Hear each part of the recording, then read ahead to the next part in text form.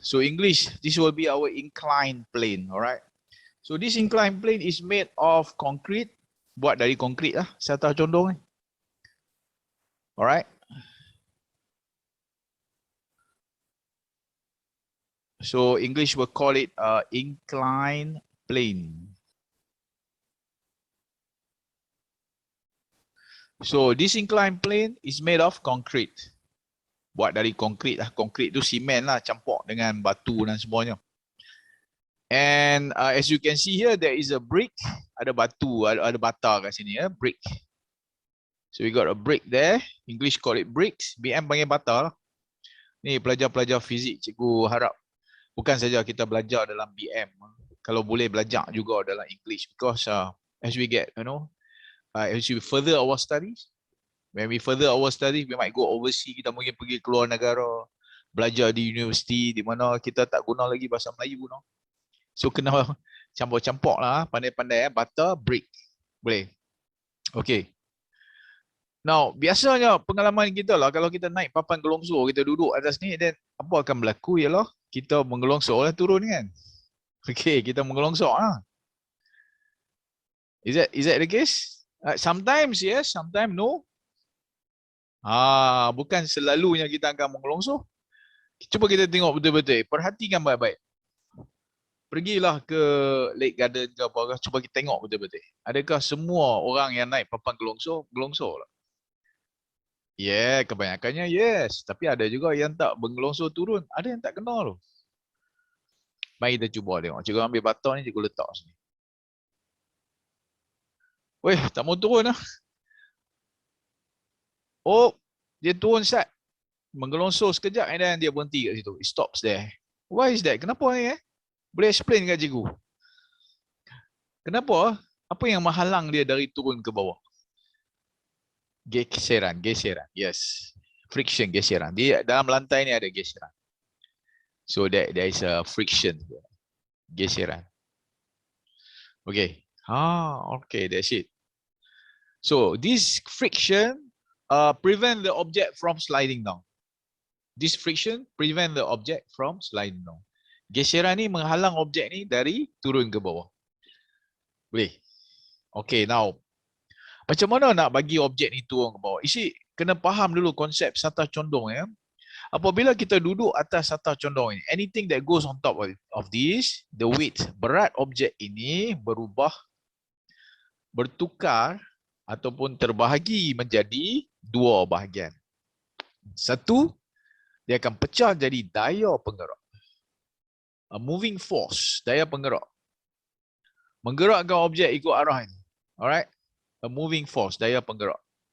Menggerakkan objek ikut arah bawah itu. Cikgu guna color terang sikit, okay? So, it's a moving force that will move the object this way. And the other force, dan satu lagi daya, another one force will be pushing towards inside this floor, menolak ke dalam lantai. Satu daya lagi menolak ke dalam lantai macam ni. Daripada berat objek. Boleh cikgu ulang balik? Semua benda ada berat. Everything got weight. Berat ikut arah ini. Menegak ke bawah. This is weight. Berat. Berat bukan ikut sini, bukan ikut sini, bukan ikut mana pun. Ikut bawah sini. Itu berat. Di atas satah ini, on this particular plane, the weight will be resolved. Berat akan terurai ataupun akan pecah. Lerai. Kita panggil leraian daya. Pecah menjadi dua daya yang saling serenjang 90 darjah, 90 degree to each other. Yang menggerakkan objek turun dan menekan masuk ke dalam lantai. Boleh nampak? That's one. Bukti proof. Okey, bukti. Kita boleh tengok kadang-kadang kalau lah ini bukan konkrit lah papan lah katakan papan yang lemah begitu Cuba letak objek berat atas. Apa awak perhatikan? Apa yang kita dapat perhatikan ialah papan yang akan melentur begitu sebab ada daya menekan ke dalam. So this object will push into the plane. Okay, so if the plane is weak, lemah structure, dia akan melentur. Kita panggil melentur. It will start to curve like that. Yes, tu kena faham macam tu dulu. Okay, but then objek tak boleh bergerak juga kerana ada geseran. That is a friction. Going this way. Geseran menentang pergerakan. Okay, jadi dia tak boleh bergerak. Okay, jadi konsep dia mudah saja. Berat berubah jadi dua daya. Two forces. Daya penggerak, cikgu beri dia simbol F. Force, D, driving. Okay, driving force. Driving force, daya penggerak. So BM kita kata daya penggerak.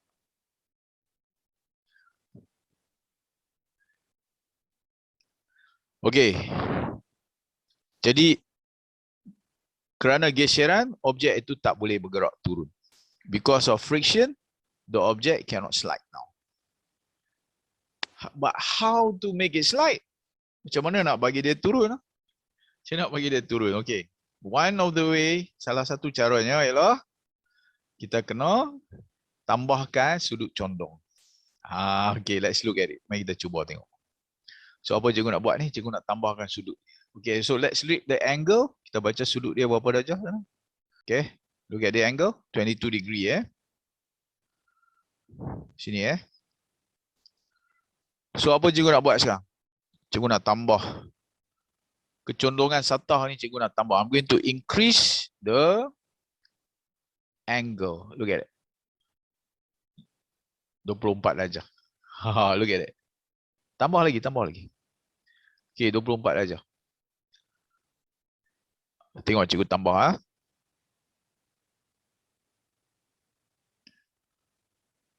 27 darjah sekarang. 27 degree. Boleh nampak? So as the slope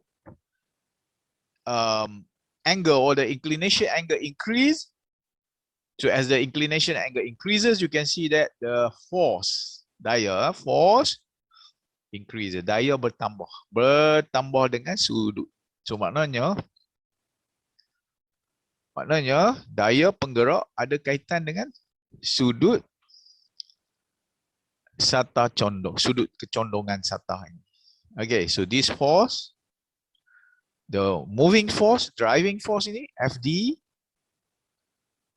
berkadar terus, directly proportional, berkadar terus, ada hubungan dengan sudut. Semakin besar sudut, cikgu bagi dia simbol theta. Semakin besar sudut ni, semakin besar daya. So as the angle increases, the force increase. Okay. Hubungan dia sebenarnya diberi oleh formula berikut. Daya penggerak ialah berat objek darab sin theta. Sin theta. Okay, now kita kena belajar macam mana dapat formula ni. Alright, but nanti before we go there, kita kena faham ni dulu konsep satah condong. So the concept of inclined plane. So this is what happened. Boleh? Okay, then cikgu ajar macam mana kita dapatkan formula ni. How to get this formula. So cikgu ulang balik Okay, cikgu ulang balik Objek di atas satah condong, berat objek itu berubah membentuk dua daya yang saling 90 darjah antara satu sama lain. Saling serenjang. So this weight, berat objek W berubah menjadi dua daya, two forces, alright, it change into two forces, atau kita kata lerai menjadi dua daya. English say resolve. One push the object down the slope, menggerakkan objek menuruni landasan ini, kita panggil dia daya penggerak. Two, push the object into the slope, menolak objek masuk ke dalam satah. Okay, boleh nampak? So sudut di sini ialah sudut theta. One theta. Now cikgu nak pelajar-pelajar concentrate tengok di depan ini, segitiga ini Okay, this triangle. Okay, cikgu lukis ni terlalu panjang. Cikgu betulkan je. Okay. So boleh nampak di sini. Okay. Kalau pelajar-pelajar tengok di dalam ni ada segitiga di atas ni, segitiga A di bawah sini, segitiga B misalnya, kita boleh gunakan segitiga ini untuk dapatkan daya FD. FD, okay? So this is segitiga B. Boleh. How do we get FD? Okay, cikgu boleh gunakan mana-mana segitiga A atau B. Okay, pelajar-pelajar. Dalam ni, dalam segitiga ini, okay, cikgu nak tanya sikit. I just want to ask a question. Katakanlah sudut ni 30 darjah. Katakanlah, let's say. Ini 27, but let's say 30 darjah sini. Okay, pelajar-pelajar nampak tak? Ini segitiga. Okay. There's a triangle there. Berapa sudut dalam? Boleh bagi tahu cikgu berapa sudut dalam ni? 60. Yes, 60. Okay, now segitiga ni samalah kalau cikgu lukis besar sikit sama. Yang ini pun 60. Yang atas tu 60 juga. So this angle is 60. 60. Jadi kalau begitu ini ialah 30 darjah. Boleh nampak? Okay. So cikgu keluarkan segitiga ni. Cikgu besarkan sikit supaya pelajar-pelajar boleh lihat ya. Ini ialah berat, weight. Alright, that is a force there. Okay, ini daya FD tadi ya. Okay, terlebih pula cikgu lukis ni. Tak apa, cikgu betulkan dulu. Alright, all the forces I will give a symbol of the arrowhead there. Cikgu buat symbol. Ya, ini pun daya juga ni ya. It's a pushing force. Daya ini sama dengan daya yang cikgu lukis dia. Sama, dia pun selari. So ini ialah sudut 30 darjah. Ini ialah sudut 30 darjah. Sini 60. Tak payah guna 60 pun tak apa. Guna 30 tu. Okey, sebab cikgu nak relate dengan sudut di bawah sini. Ini ialah FD. Ini ialah berat objek. Setuju tak? It should be like this. Betul tak? Look carefully, tengok betul-betul. Okay, so cikgu padam balik semuanya supaya pelajar-pelajar boleh lihat dengan jelas. Is that not so? Okay. Okay, so cikgu gunakan segitiga atas ni saja. This one. Alright. Okay, betul. Now, can we relate this? 3 quantity. Boleh tak kita kaitkan 3 quantity ni? Kalau kita belajar trigonometri, kita masih ingat trigonometri, nisbah trigonometri, kita boleh kaitkan senang aja kan? FD bahagi W bertentangan per hypotenuse ialah sin theta, sin 30. Betul? Okay. So cikgu boleh tulis macam ni. FD bahagi W sama dengan sin 30 darjah. Nah, betul tak? Daya penggerak FD sama dengan W berat objek darab dengan sin 30 darjah. Is that correct? Of course, that's the formula. Betul kan? Itu formulanya kan? Okay, that's it. So, sebelum cikgu tutup topik ni, cikgu ulang balik Boleh? Cikgu ulang balik So, lagi sekali one more time So, dengar baik-baik dan fahamkan Kalau siapa tak faham, minta tolong tanya Please ask question. Cikgu akan explain dalam bentuk yang bentuk supaya awak boleh, dalam cara yang awak boleh faham. Okay? Apabila kita letak objek di atas satah condong. Okay? Letak objek di atas satah condong. Sama ada kita sendiri ke, objek ke apa-apa, letak atas satah condong, berat objek akan berubah menjadi daya penggerak.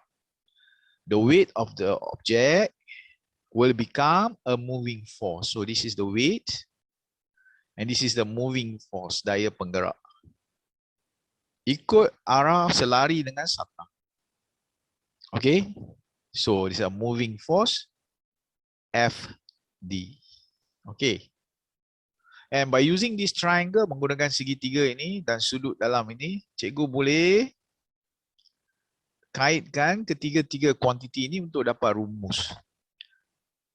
FD, the driving force, equals to the weight, sin theta multiply together. Daya penggerak sama dengan berat kali darab dengan sudut condong ini sin. Okay, that's right. Objek hanya boleh memecut turun jika daya penggerak mengatasi geseran.